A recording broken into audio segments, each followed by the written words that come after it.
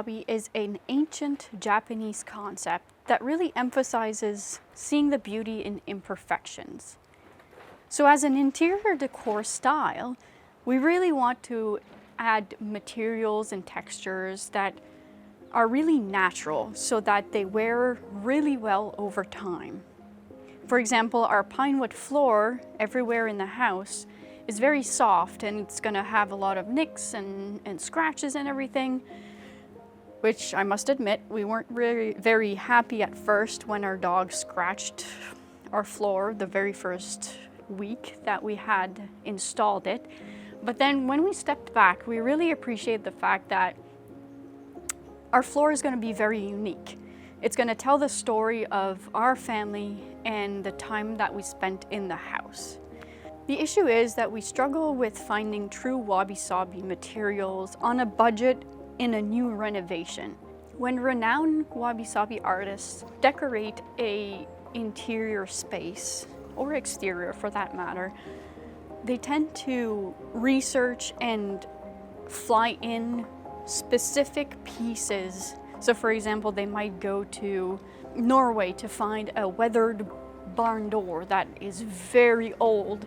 So as a couple on a budget, and especially doing this new renovation that you don't really have that aspect of time, it's really hard to find specific pieces that you want. But then we're trying to choose materials that eventually will be weathered and have that nice look of being used. When it came to choose the countertop within our price range, there was a few factors that came into play. So for example, the first thing that we wanted was kind of a concrete looking countertop. And initially we were gonna do actual concrete, but seeing as though small things in the house were very complicated and didn't go as planned, we just thought that we'd let professionals do their work. And so we kind of sticked with that gray kind of concrete look, and we decided to go with quartz as a material just because it's very durable and low maintenance. In most kitchens, there's a few key pieces that draw your attention, like for example, appliances or a countertop that doesn't necessarily blend in with the cabinets, but I wanted to make the entire kitchen just one big art piece. Most countertops are shiny, but the matte texture appears more like natural stone that you would find outside, and juxtaposed with the lime wash paint on the walls keeps the room very simple. And then we can add accents of color through bowls of fruit, which adds warmth and the feeling of wellness. The matte texture also helps with the amount of direct sunlight in the room, and if we would have went with a shiny countertop, it would have just glared a lot in your eyes. As for the edge profile, we went with a little rounded edge, just enough so that it's not as harsh. And we put in our backsplash on the island just to keep our guests comfortable and just to make sure that there's no water splashing on them if they were eating a meal.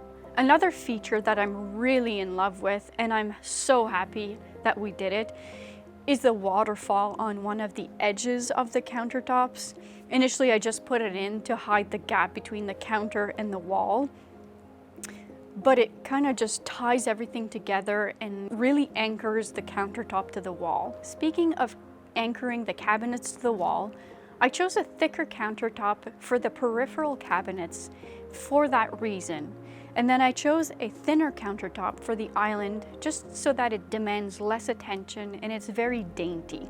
Also on the island, I chose to add a little overhang to have a nice little place in the morning to have my coffee while tending to the fire. The team at Robar Countertops did an amazing job with the installation. They were so professional. They were fast, but they paid attention to details. They were amazing. So I really recommend them if you're looking for a place to go for a countertop. Thank you for watching. Before I go, I just want to challenge you to find something in your life that you find or think is an imperfection and just try to find the beauty within it as much as you can. I hope you enjoyed this video. Until next time.